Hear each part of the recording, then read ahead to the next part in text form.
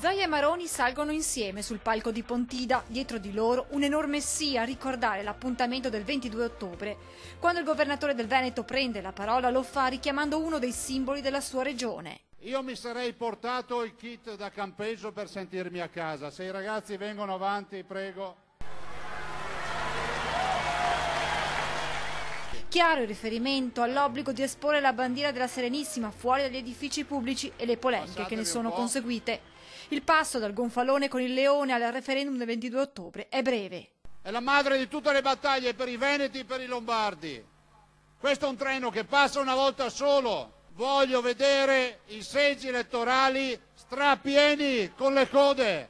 Zaia ricorda come al di là del risultato sia fondamentale l'affluenza alle urne come prova di responsabilità dei veneti. A noi non basta che vinca il sì, tutti vadano a votare, lasciamo a casa per una giornata le idee politiche, la tessera di partito, i dissidi, le baruffe col vicino di casa e andiamo a votare. Qualcuno che mi dice ma voi siete troppo incazzati.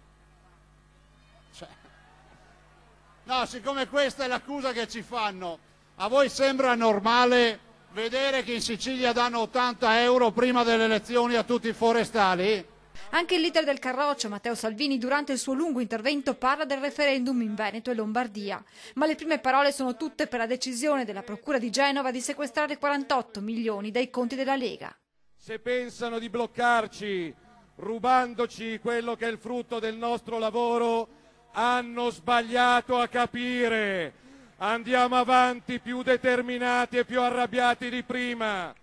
Ma sono tanti i temi toccati da Salvini, dalla sanità alle banche, dalla scuola alle forze dell'ordine, e per ognuno di questi il segretario dice quando tra un anno saremo al governo cambieremo le cose.